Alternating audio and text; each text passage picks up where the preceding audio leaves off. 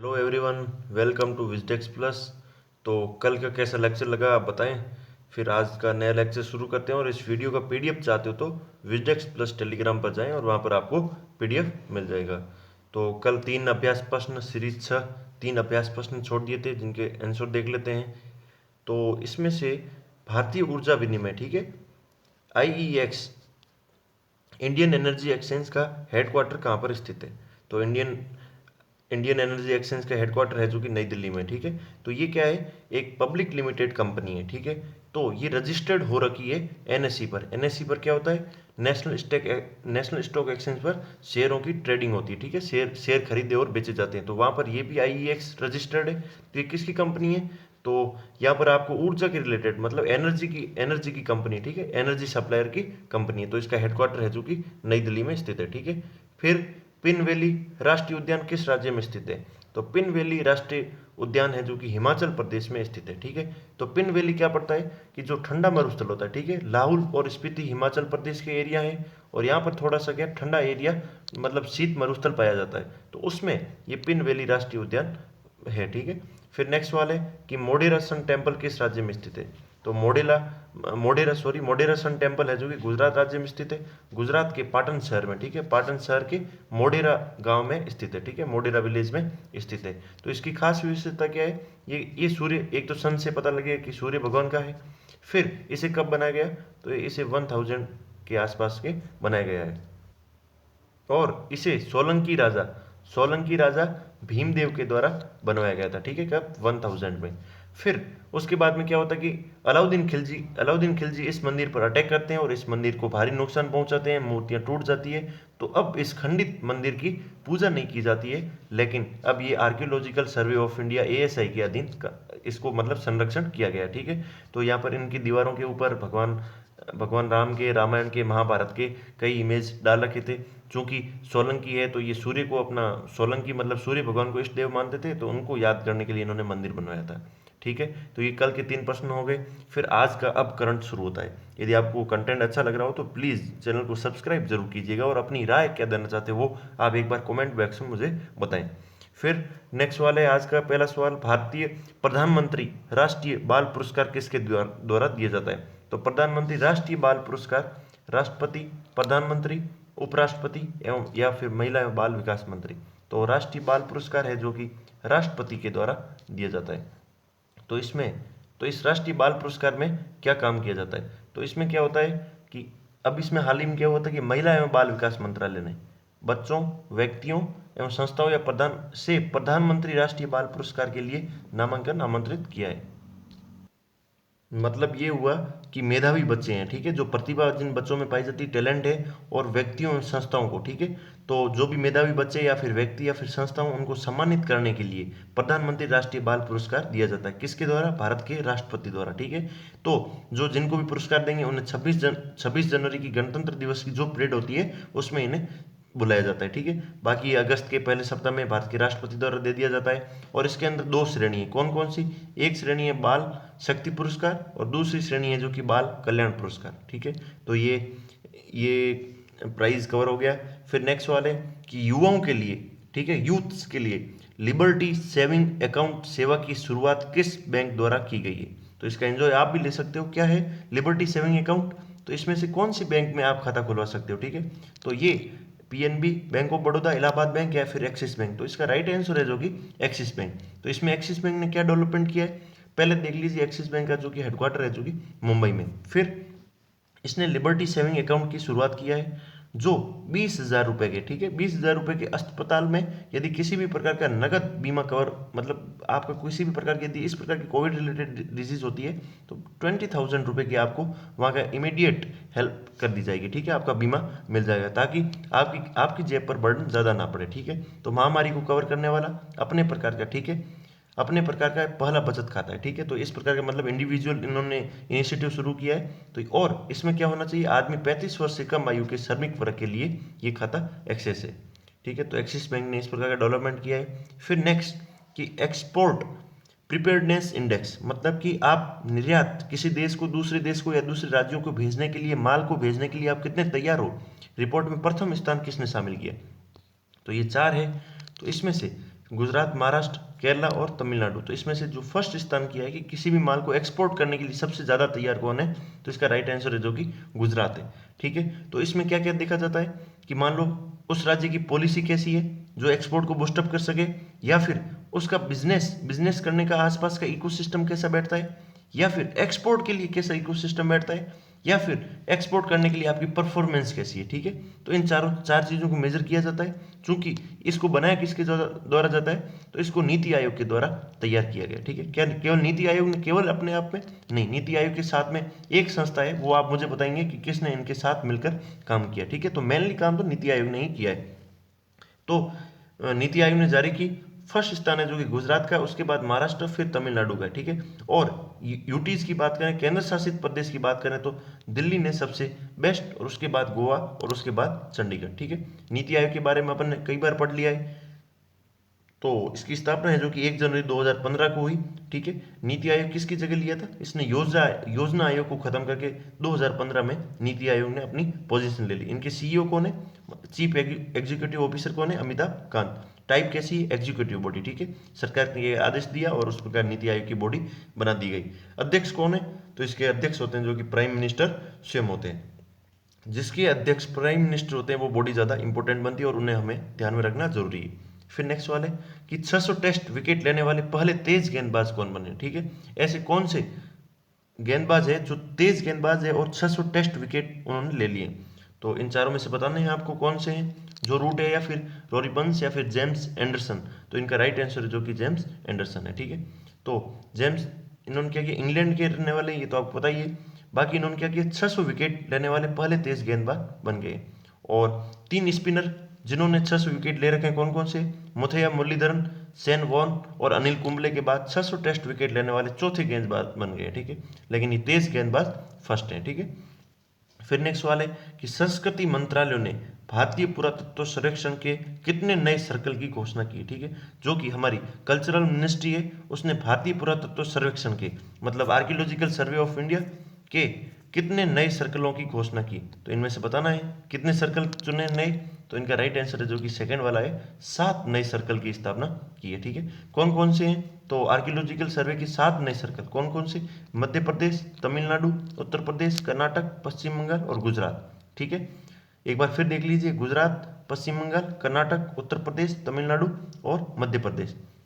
तो आप एक तो नजदीक देख लीजिए, यूपी, एमपी, यूपी और पश्चिम बंगाल 3। फिर ठीक है, इधर आगे गुजरात में आ गए, और फिर ये 2 ध्यान रख लीजिए, कर्नाटक और तमिलनाडु। ठीक है, इनमें से त्रिची, रायगंज, राजकोट, जबलपुर, झांसी, मेरठ को नए सर्किल के रूप में घोषित किया गया। इससे पहले देश में ऐसे कितने सर्किल थे, 20। इससे पहले देश में 29 एएसआई सर्किल थे। ठीक है, एएसआई की स्थापना कब हुई, आर्कियोलॉजिकल सर्वे ऑफ इंडिया, जिसकी हमने बात की थी कि मोढेरा सन टेम्पल को अब उसका रख रखाव एएसआई कर रहा है। ठीक है, तो इनकी स्थापना हुई जो कि अंग्रेजों के वक्त में हो रखी है। ठीक है, 1861 में। तो आप ऐसे मान लीजिए कि 1857 की क्रांति के 4 वर्ष बाद में, ठीक है, तो इसकी स्थापना की गई। इसके संस्थापक कौन थे, अलेक्जेंडर कनिंघम।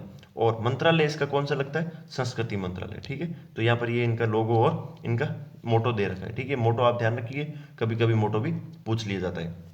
फिर नेक्स्ट वाले कि सामाजिक न्याय मंत्रालय की नई मानसिक स्वास्थ्य पुनर्वास हेल्पलाइन का नाम क्या है। ठीक है, जो कि सामाजिक और न्याय मंत्रालय है, उसने एक नई मानसिक स्वास्थ्य, ठीक है, जो अपने अपने मस्तिष्क रिलेटेड जो भी स्वास्थ्य जो भी होता है उसके रिलेटेड उन्होंने एक हेल्पलाइन का नाम क्या रखा है, तो किरण, सचल, निर्भया या फिर इनमें से कोई नहीं। तो इसका राइट आंसर है जो कि किरण है। तो इसमें किरण में क्या होगा, ये तो होगी हेल्पलाइन है, कितनी भाषा में, 13 प्रमुख भाषा में। ठीक है, इसमें क्या होगा कि प्राइमरी चिकित्सा दे दी जाएगी सुविधा, यदि मान लो आपका किसी भी मेंटली डिसऑर्डर से या फिर आप तनाव से, डिप्रेशन से, किसी भी प्रकार की मानसिक जो हमारे मस्तिष्क से किसी प्रकार की बीमारी का उत्पन्न होता है, तो उसकी प्राथमिक चिकित्सा दे दी जाएगी, डॉक्टर से सलाह मशुरा। फिर मनोवैज्ञानिक सहायता भी, ठीक है, जो मनोवैज्ञानिक होते हैं उनकी सहायता। फिर संकट प्रबंधन के बारे में 13 भाषा के रूप में अपने को हेल्प दे दी जाएगी। ठीक है, और इसे कौन है, केंद्रीय सामाजिक न्याय और अधिकारिता मंत्रालय द्वारा की गई। ठीक है, एक नई toll free helpline, toll free मतलब किसी भी प्रकार की चार्ज नहीं लगता है, फ्री कॉलिंग इनके ऊपर होगी। ठीक है, फिर नेक्स्ट सवाल है कि किस राज्य की महिलाओं ने मुद्रा, ठीक है, मुद्रा स्कीम, मुद्रा ऋण योजना के लाभार्थियों की सूची को शीर्ष स्थान हासिल किया। ठीक है, मतलब कि मुद्रा के तहत लोन मिलता है, तो इन मुद्रा में कौन से स्टेट की ऐसी महिलाएं हैं जिन्होंने सबसे ज्यादा लोन लिया है? ठीक है, गुजरात, महाराष्ट्र, केरला और तमिलनाडु। तो इसका राइट आंसर है जो कि तमिलनाडु में। तो तो इसमें से यहाँ दे रखा कि तमिलनाडु की महिलाओं ने 58,227 करोड़ रुपए का ऋण प्राप्त करके प्रधानमंत्री मुद्रा योजना के तहत ऋण लाभ की सूची में सबसे ऊपर है। तो मुद्रा मुद्रा योजना क्या होती है कि इसमें 3 प्रकार के लोन टाइप दिए जाते हैं। ठीक है, शिशु जो कि 50,000 रुपए तक, किशोर लोन जो कि 50,000 से 5 लाख तक, और तरुण लोन होता है जो कि 5 लाख से 10 लाख रुपए तक का होता है। तो इसमें से ये दे रखा है शिशु, किशोर और तरुण। ठीक, फिर इसको कब किया गया? 2015 को प्रधानमंत्री द्वारा शुरू किया गया। ठीक है, मुद्रा का फुल फॉर्म क्या है? Micro units development and refinance agency limited. ठीक है, तो ये है मुद्रा। फिर नेक्स्ट सवाल है कि भारतीय चिकित्सा अनुसंधान परिषद ने लोगों में कोरोना वायरस एंटीबॉडी की उपस्थिति की पता लगाने के लिए कौन सा सर्वेक्षण करने की सिफारिश की है? तो इन चार में से कौन सा है कि भाई इनमें से आप ये इसके इस मतलब अभी ऐसा कुछ सर्वे हो रहा है तो वो सीरोलॉजी रिलेटेड है या फिर ऑस्ट्रो है या फिर एलिसा है या फिर इनमें से कोई नहीं है? तो ICMR, ठीक है, Indian council of medical research. तो इसमें से जो है इसने सीरो रिलेटेड इस पर मतलब आप सर्वेक्षण कर सकते हो। तो ये देख लीजिए ICMR, ये न तो स्टैट्यूटरी बॉडी है, मतलब किसी न कानून के तहत बनाई गई है, न फिर ये कॉन्स्टिट्यूशनल बॉडी, ना तो इसका किसी भी संविधान में उल्लेख है। ठीक है, तो ये मात्र एक अपेक्स बॉडी है जो कि अनुसंधान किसके रिलेटेड में, जो चिकित्सा मेडिकल है, मेडिकल सेक्टर का जो भी रिसर्च होता है उसके रिलेटेड वो कोऑर्डिनेट करती है। ठीक है, मतलब सामंजस्य बिठाती है। तो इन्होंने क्या है, सीरोलॉजी रिलेटेड किया। ठीक है, सीरोलॉजी क्या होता है कि खून में से यदि क्लोटिंग फैक्टर को निकालने के बाद में सीरम बचता है। ठीक है, यदि हम ब्लड लें और उसमें से जो भी क्लोटिंग फैक्टर होता है उसको निकाल लेंगे तो एक सीरम बचता है। ठीक है, तो सीरम, तो उस सीरम से पता लगाया जाता है कि इसमें एंटीबॉडी या फिर डेवलप हो रखा है या नहीं हो रखा है। तो महानगरों में किए गए इस तरह के सर्वेक्षण कोरोना वायरस की गतिविधि और उनकी संरचना को समझने के लिए साबित हुए हैं। ठीक है, तो इसमें लोगों का ब्लड सीरम की जांच करके किसी आबादी या समुदाय में ऐसे लोगों की पहचान की जाती है कि इन्होंने एंटीबॉडी इनके विकसित हो गई है या फिर नहीं हुई है। ठीक है, तो ये सीरोलॉजी सर्वे चल रहा है। फिर सीरोलॉजी सर्वे में ये भी आया था कि कई लोगों को कोरोना वायरस होकर वो वापस रिकवर भी हो गए। तो मतलब ऐसे कैसे पता चलता है? तो हमारा जब वो सीरम लेते हैं तो उसमें पता चलता है कि इनके इनके इनके सीरम में ऑलरेडी एंटीबॉडी बन चुकी है किसके खिलाफ? कोरोना वायरस के। तो उन्हें पता चलता है कि इन्हें पहले कोरोना वायरस हुआ अब और ये ठीक हो गए। फिर नेक्स्ट सवाल है कि विश्व जल सप्ताह 2020, ठीक है, 24 टू 20 अगस्त के बीच मनाया गया। ठीक है, विश्व जल सप्ताह इनके बीच मनाया। इस वर्ष की थीम क्या थी? मतलब कि इस थीम क्या थी जो विश्व जल सप्ताह की?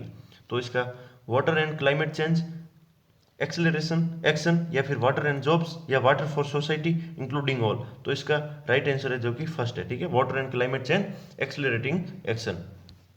तो इसमें क्या है कि विश्व जल सप्ताह इस डेट को मनाया गया। ठीक है, तो इसे कौन मनाता है? स्टॉकहोम इंटरनेशनल वाटर इंस्टीट्यूट द्वारा। ठीक है, तो इसका और वो इसके द्वारा मनाया गया, इस डेट को मनाया गया। और इनकी थीम ये थी कि ठीक है, त्वरित कार्रवाई किसके रिलेटेड? जल और जलवायु परिवर्तन के रिलेटेड। और विश्व जल सप्ताह 1991 से मनाया जाता है और आयोजित किया जाता है। तो ये तो था। फिर नेक्स्ट सवाल है कि ब्रिक्स, ठीक है, ब्राजील, रशिया, इंडिया, चाइना और साउथ अफ्रीका। तो ब्रिक्स देशों के उद्योग मंत्रियों ने 5G और आर्टिफिशियल इंटेलिजेंस, ठीक है, आर्टिफिशियल इंटेलिजेंस सहित अन्य क्षेत्रों में सहयोग के लिए बैठक की। तो इसमें से ये पूछ रहे हैं कि ब्रिक्स का मुख्यालय, ब्रिक्स का हेडक्वार्टर कहाँ है? इन चारों में से बताना है। काठमांडू नेपाल में, गुरुग्राम इंडिया में, संघाई या फिर ब्राजीलिया। तो इसका राइट आंसर है जो कि संघाई चाइना के अंदर है। तो इसमें क्या है, पहले देख लीजिए ब्रिक्स। ब्रिक्स पूरे जितने भी पूरी मान लो कि पूरी जनसंख्या 100 है तो उसमें से 42 पीपल्स इन 5 देशों में रहते हैं। कौन से? ब्राजील, रशिया, इंडिया, चाइना और ब्राजील, रशिया, इंडिया, चाइना और साउथ अफ्रीका। 42% जनसंख्या इनकी होती है। यदि देश की 100 जीडीपी होती है तो उसमें से 23% वैश्विक जीडीपी इनकी है। ठीक है, जितना भी क्षेत्रफल है, मान लो 100 किसी 100 इकाई मानूं और उनका क्षेत्रफल है तो 30 हिस्सा अपने इन 5 देशों के मध्य आता है। और जितना भी वर्ल्ड का ट्रेड होता है उसमें से मान लो 100 रुपए का ट्रेड हुआ तो उसमें से 18 रुपए का ट्रेड है जो कि इन 5 देशों के द्वारा किया जाएगा। ठीक है, इसका हेडक्वार्टर है जो कि कहाँ पर है? संघाई चीन के अंदर है। तो 2006 से पहले तो ये केवल ब्रिक थे। ठीक है, इसमें फिर एस जुड़ गया। एस कब जुड़ा? 2009 में। 2009 में एस मतलब साउथ अफ्रीका इसमें जुड़ गया। ठीक है, तो फिर मोबाइल नेटवर्क अपने देखा कि 5G और आर्टिफिशियल इंटेलिजेंस। ठीक है, आर्टिफिशियल यानी कृत्रिम, इंटेलिजेंस यानी बुद्धि। ठीक है, बुद्धि दो प्रकार की होती है, एक कृत्रिम और एक प्राकृतिक। तो प्राकृतिक बुद्धि का उपयोग करते हुए, प्राकृतिक अपनी अपनी इंटेलिजेंस का उपयोग करते हुए मशीन में इस प्रकार की एक आर्टिफिशियल बुद्धि डाल देना, उसके माध्यम से मशीन काम करेगी, जैसा अपन सोचेंगे वैसा मशीन काम कर लेंगी, ठीक है। तो ये होता है। तो इसमें 5G पर और आर्टिफिशियल इंटेलिजेंस पर इनको काम करना है। तो इसमें 1G कब आया, 2G कब आया, 3G कब आया और 4G कब आया। तो 1980 के दशक में 1G, फिर 10 साल बाद 2G, फिर ठीक है, फिर इसके बाद 2000, फिर 10 साल के बाद में 3G, और 10 साल के बाद में 4G, और अब 5G तो अब शुरू हो चुका है। उसके बैंड और उनकी जो भी इन प्रकार इंस्ट्रूमेंट होता है, तो वो हुई जैसी कंपनियां बनाने लगेगी। तो ये 5G का अब दौर, इस पर ही इन्होंने चर्चा की। फिर नेक्स्ट सवाल है कि हाल ही में किस राज्य में बच्चों के लिए शिक्षा, ठीक है, एजुकेशन, न्यूट्रिशन, पोषण और स्वास्थ्य, हेल्थ हेतु यूनाइटेड किंगडम स्थित, ठीक है, यूके स्थित समूह द्वारा समर्थित एक परियोजना शुरू की गई। तो मतलब कौन से राज्य के ऐसे जिन बच्चे हैं जिनकी एजुकेशन संभालेगा, न्यूट्रिशन पोषण संभालेगा और उनकी हेल्थ को भी संभालेगा, तो ऐसा यूनाइटेड किंगडम का कौन से समूह है और कौन से राज्य में काम करेगा। तो वो है उसका राइट आंसर है, जो कि राजस्थान में इस प्रकार का डेवलपमेंट किया जाएगा, ठीक है। तो आज के सवाल इतने ही थे, लेकिन अब अभ्यास के लिए जैसे अपन ने 3 सवाल स्टार्ट में देखे थे, वही सवाल है, इनको आप पढ़िए, इनका आंसर कमेंट बॉक्स में देने की कृपा करें प्लीज़। आप किसी भी प्रकार का कमेंट नहीं लिख रहे हो। तो ये 3 सवाल है, भूषण 4 द्वीप किस देश में स्थित है, या फिर केगा परमाणु ऊर्जा किस राज्य में स्थित है, और कलेसर राष्ट्रीय उद्यान किस राज्य में स्थित है। तो इन पर आप हमें आंसर बताइएगा। बाकी यदि आपको ये चैनल अच्छा लग रहा हो तो प्लीज़ चैनल को सब्सक्राइब करें और आप कमेंट बॉक्स भी करें।